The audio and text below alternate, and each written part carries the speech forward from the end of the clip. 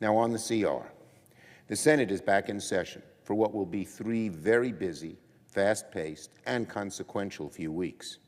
This afternoon, we'll hold our first vote on cloture on the nomination of Adam Abelson to be a district judge for the District of Maryland.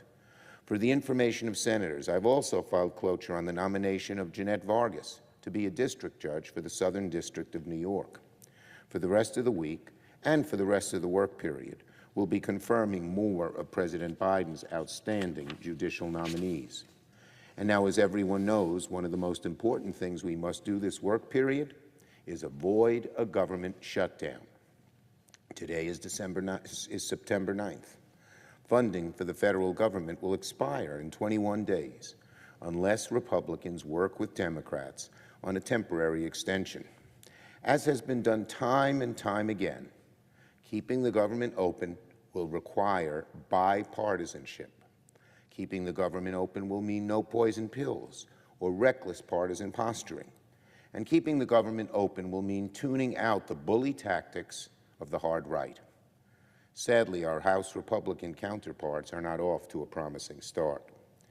Last week, House Republicans released, without even consulting the Democratic leaders of the House and Senate or the President, a 6-month CR that is transparently unserious and seemingly designed for scoring political points instead of avoiding a shutdown.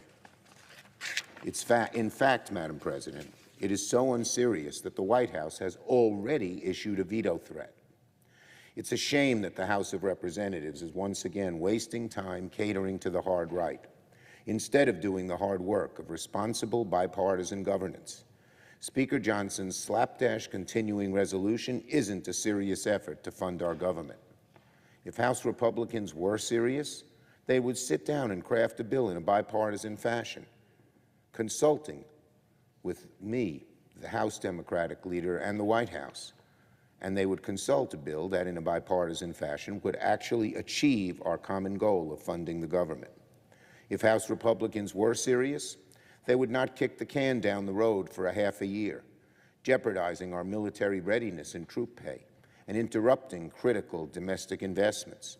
If House Republicans were serious, they would work across the aisle to craft a CR that does not allow a lapse of critical health care programs like community health centers. They would work with the Senate to make sure we extend vital programs that protect our border and our economy, like E-Verify and H-2B visas. And if House Republicans were serious, they would work with Democrats to avoid the Farm Bill expiration in December and prevent the horrible dairy cliff that would so hurt our farmers. If the funding provided by the Farm Bill expires before we act, thousands of dairy farmers could be very seriously harmed and put in real jeopardy. And it would send costs straight up the roof for consumers on a whole lot of agricultural-based goods. So the House Republican CR is simply unserious. It's pure partisan posturing. Democrats will do everything we can to avoid a Republican-manufactured shutdown. We are ready to work on a bipartisan bill that will keep the government open. Any extraneous provisions that hinder that goal should be set aside. Despite all this, Speaker Johnson knows deep down that he needs to work with Democrats to get anything done, because that's been true this entire time.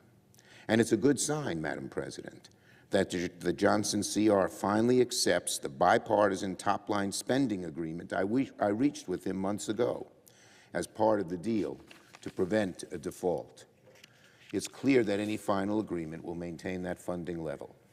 So let's stop wasting time and put together a bipartisan funding plan that fulfills our obligations to prevent a costly and unnecessary Republican government shutdown.